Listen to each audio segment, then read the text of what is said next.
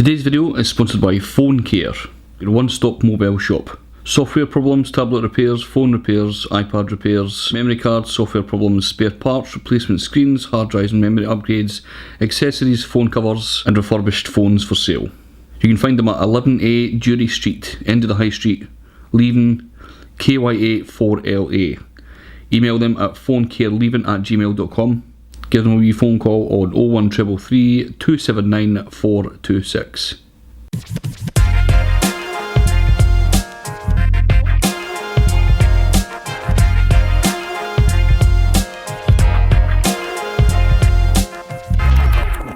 Alright folks, my name's Scuba, this is Monk, and this is our Peaky Blinders review. I would like to go through some of the kind of like wee bit of the history of Peaky Blinders as well, which I thought was interesting. I found out literally only 10 minutes ago. Just to give you a wee bit of background, we just started watching Peaky Blinders maybe 3 weeks ago or something like that. And I've just found out today, 10 minutes ago, that the Peaky Blinders were actually a real thing, but not based in the same timeline. Well, I found out 35 seconds ago. It would have been aye. So the Peaky Blinders were an urban street gang based in Birmingham, England, as we already know, right? Yeah. That operated from the end of the 19th century until the start of the First World War. So basically, the group were sort of known for wearing all the waistcoats and the kind of the hats and stuff like that. But there's no historical.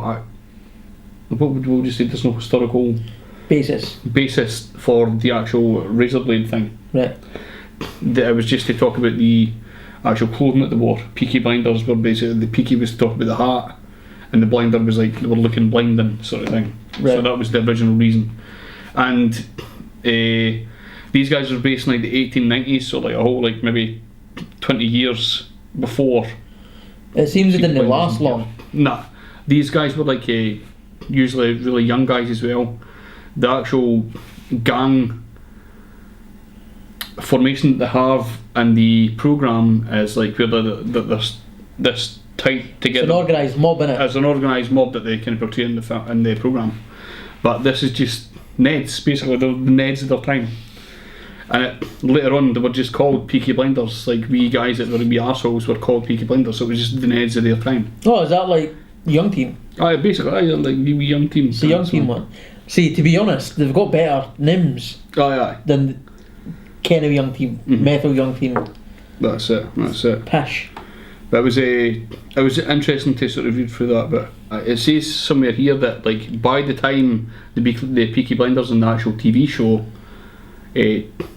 what became more prominent in sort of real life, it was a group called the Birmingham Boys. There you go, their rivals. Yeah.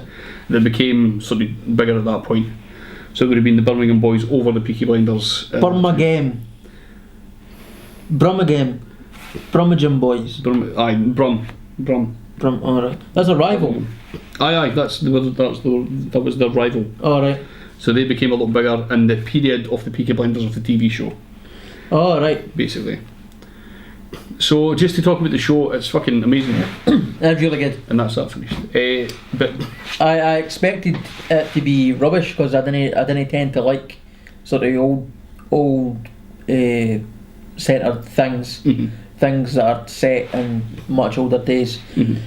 I just assume it's going to be rubbish, and I was totally wrong.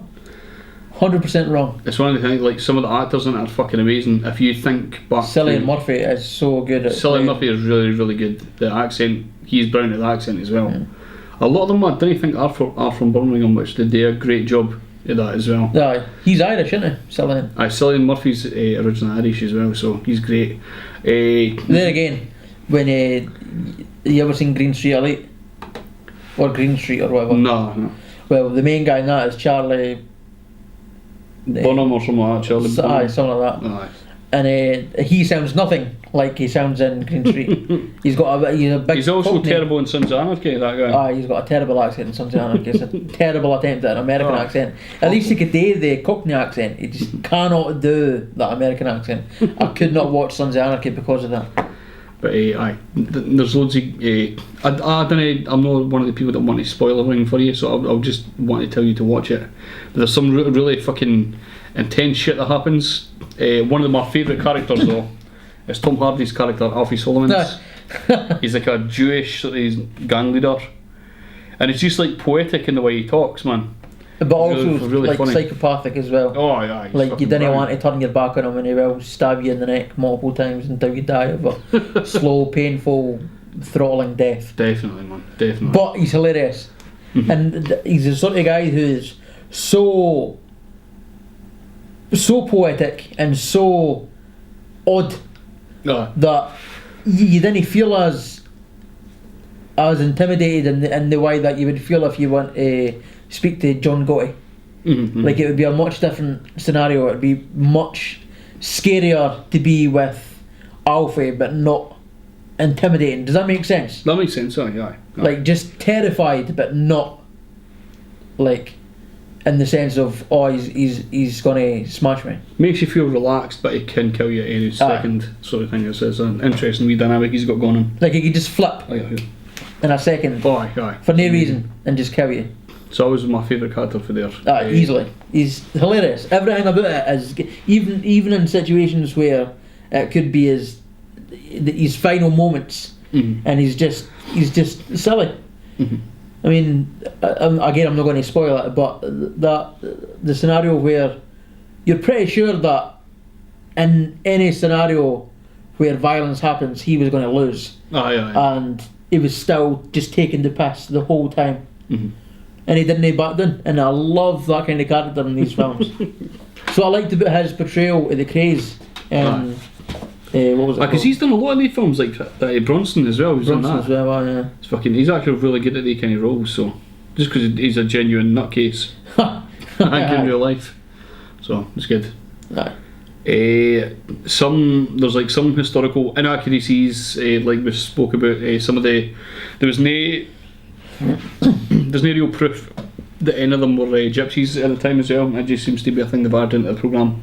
Did it not say gypsies at the beginning? There are some, but that's no. There weren't all gypsies. There was some gypsies involved and stuff. No magic. No magic, obviously. There's a wee bit of a focus on that, but they're no mental way. They're no mental way.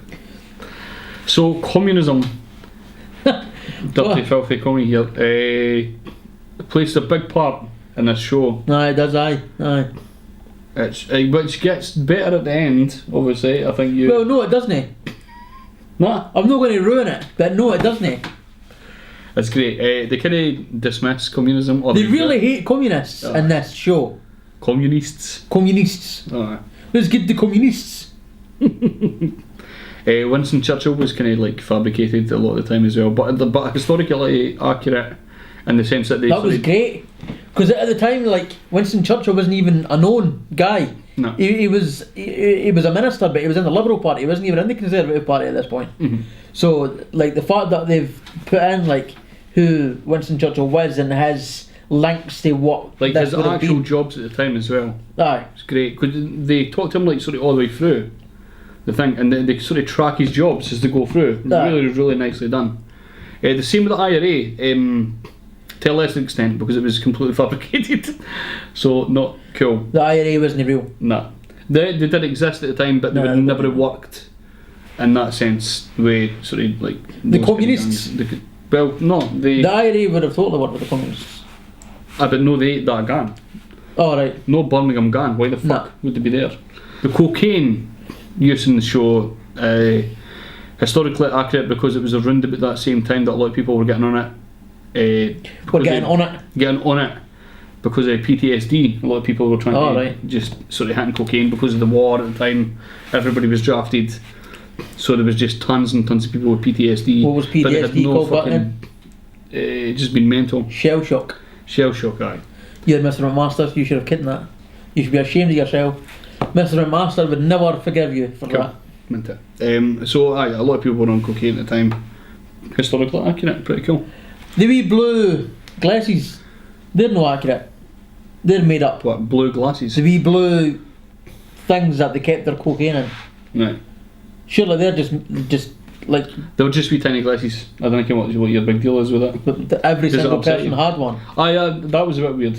Aye. And they had the exact same one. No different colour variations, just all the same wee tiny blue guys. Fabricated, obviously, Tommy Shelby wasn't a real person. No shit. So, Cillian Murphy uses 3,000 fags per season, which is unbelievable because he doesn't even smoke. We just read. It's. Could you imagine? How long does a no season smoking? take to shoot?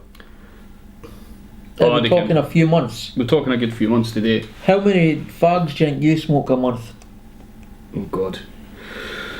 Let's say how many you smoke a day. 20 a day probably. 20 a day, so 20 times 30 is 600.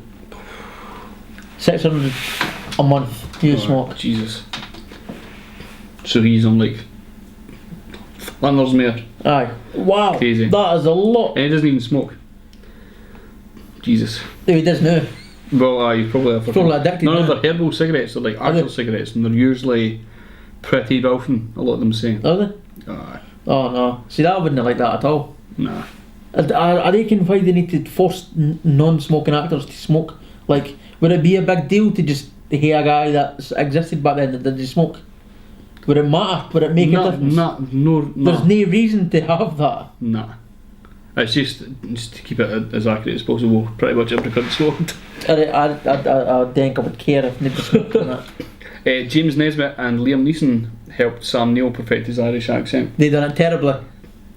I thought it was alright, man. I thought it was awful. There was a few bits where it was awful, but like on the most part, like he seemed pretty Belfast. Oh God. I could see Craig laughing at the next bit. I've already seen these things. The Weinstein Company's logo was cut out of the credits. Why? Harvey Weinstein's a dirtbag. Aye. The producers of Peaky Blinders were among the first responders to the Me Too movement as they pledged to remove the Weinstein's Company logo from the credits. Almost immediately after news of the allegations against Harvey Weinstein broke.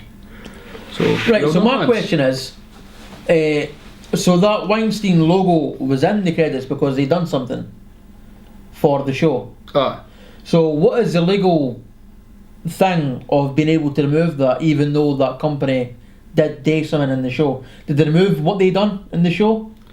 Or did they just not get credit for doing it now? They just removed the credit, I think it was. So is that legal? Like, could Weinstein family know? I would totally suppose no. But is it just a case of Harvey Weinstein and that aren't going to get the gall to go and sue? Pretty much, I would imagine. I think that's the way it goes. As much as like, because if they'd had actually done some work for the film, then they've probably no right to move it, even though he done some dirty shit. But so they're just based on the fact that he's preoccupied with his jail time, I think. Is he in jail? I reckon I've not actually heard much about that since then, man. Probably he's fucking. That's the first time I've heard. He's a multi-millionaire. Ah. He guaranteed will only be in jail. He's not going to suffer. He's not going to suffer in any way. This is a cool wee bit of information. Alfie Sullivan's and May Carrollton, which was the women that done the horses, Alright. are actually married in real life. Nice. Which I didn't ken. Pretty interesting, man. Did not know that. I don't think that's true. The real Peaky Blinders couldn't afford razor blades. Basically, the idea is that razor blades weren't available at that time when the Peaky Blinders would have been actually active. But I think that's true. But sorry, I'm getting mixed up between the times. So, in the 1890s, when the real Peaky Blinders would have been active, razor blades weren't brought out till like 1910, 1920, when Peaky Blinders, the TV show, was active. So it's active in the sense that razor blades were available at that time later on. Right. Are people following that? Does that make sense? Razor blades weren't available in the weren't 1890s. regularly commercially available, sort of thing. You can So get how them did they like shave as then? they go to somebody to get it done. Oh, right. They weren't regularly commercially available, is what I meant. Right. But later on, Peaky Blinders similarly used razor blades in their hats later on. I can imagine that it wouldn't be too much big a jump for the Peaky Blinders back then to like steal some razor blades. Yeah. I think that would have been out the realm of their possibility. That wouldn't have been too much a huge problem, like. Right, can we talk a wee bit about the actual show now? Aye. There was a quite clear bullshit bit in the first season. What was that? The showdown with the gun. First season, showdown with the gun. The big gun. That the communist. Oh, the big minigun looking thing. Nonsense. That scenario was fucking nonsense. Did we check up on it? No. But I mean, you mean the idea? The idea of it. Oh, yeah. There's again, I'm not going to ruin the actual bit, but there was a bit where two gangs meet up for a fight, and they've all got guns, and they meet up like a fucking medieval battle. They just like stand in front of each other. You didn't fucking do that with guns. No. Because then you're just all going to die, and that's no good to anybody. And yet somehow they bring out this big machine gun, and suddenly everybody's fine. No, nonsense, absolute nonsense. Okay. That pissed me off. I was about to ruin it there, but I'm not going to. It's hard to speak sometimes. Although saying that, you should have seen the first season when I got up you. So, the last season of Peaky Blinders was one that particularly annoyed me all the way through. I don't want to talk about like sort of midway between the. We could say like the sort of main idea of the story without spoiling it. So the mafia get involved on the first season. The Italian mafia, like the American ones. The American mafia, aye. And I was like, right, so it makes sense. They were dealing with like Italians in the programmes before. It makes sense that, right, so they've dragged the story in nicely there, right? But one of them, the actor that plays the sort of main mafia guy in this season, has the worst mafia or like just Italian American accent ever. It just sounds like an English guy putting on that accent, and he tries to do like the Don Corleone accent as well. So if you've seen Godfather, you'll kind of know what that is, and when you see that, it is totally just like he's trying that same thing. Right, it's really pretty irritating, like pretty irritating. There was also a thing, I think it was maybe season 2 or 3, another historical thing as well, which was never mentioned in any of the websites I checked. IVF treatment, test your babies and stuff.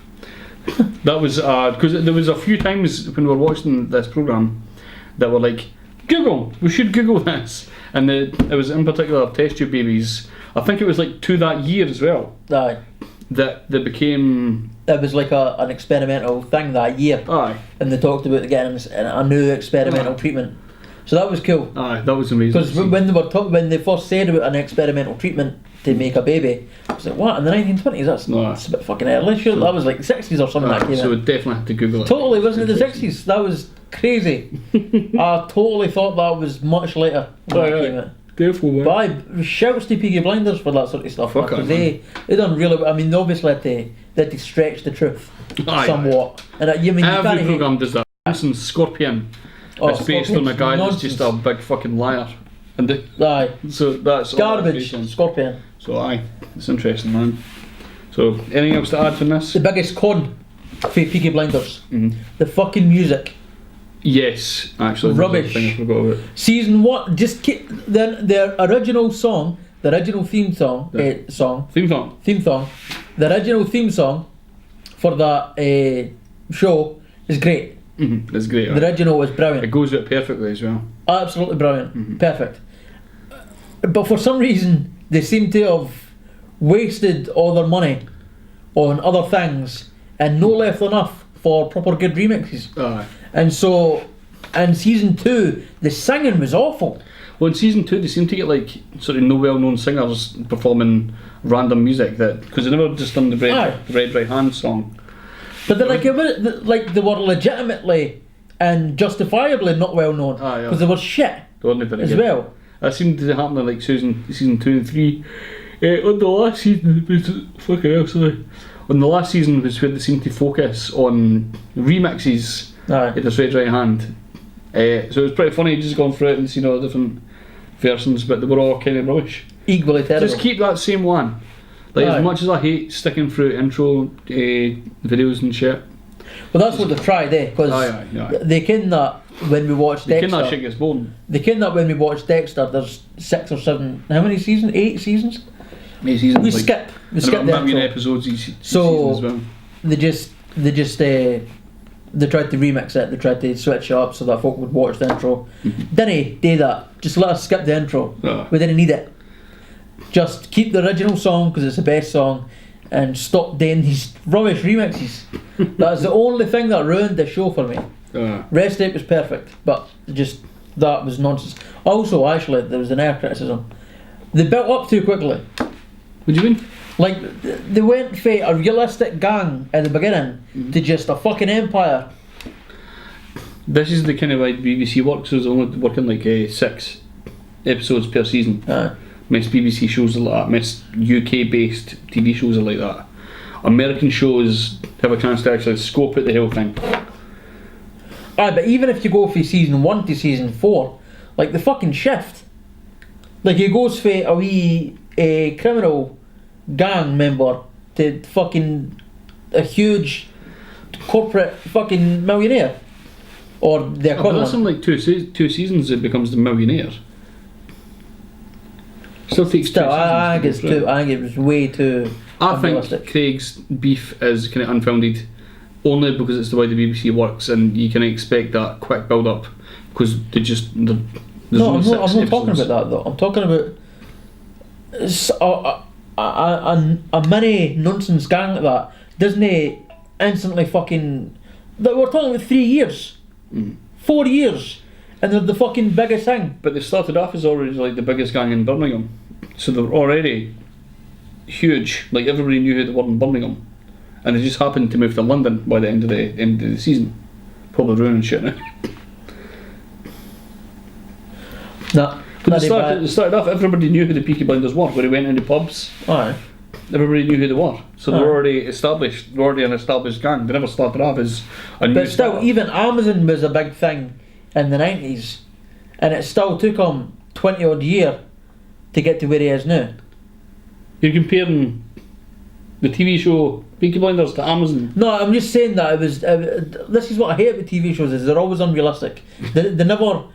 They always need to be like, let's one up it. And the only way they think about one up it is making the power go from here to fucking right up here, and there's no in between level. And I reckon why there isn't any in between level, because it's more entertaining to watch the struggle at this level from this level than it is to watch them just own it at this level and then just.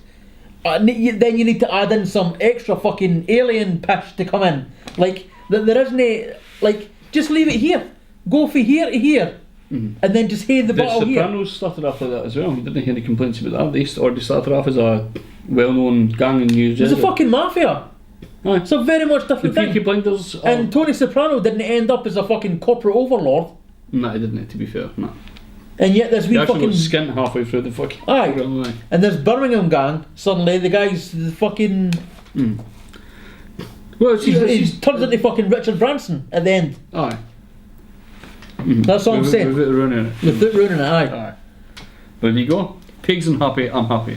Aye. It's usually the way shit goes, actually. Yeah, but I really like Peaky Blinders, it's really good. Less of the comedy hate, I would like that. Aye. And the ending with the comedy hate, do you like it at all? That pissed me right off. You appear to have forgotten what happened at the end. Oh no, I remember now since you brought it up. Aye. It's interesting, you'll like it if you do. If you hate dirty, filthy comedies, you'll love it. So aye, there you go. Your review of Peaky Blinders, some extra information for you as well. Hope that was interesting. So, thanks for watching us two pricks. Check us out on Patreon, Mixcloud, Facebook, YouTube and Twitter by searching for BTN Media. Links below. If you're watching us on Facebook, give us a wee share and a like. If you happen to be on YouTube, click subscribe if you haven't already, and click the wee bell hang to be notified with future content. Cheers! End.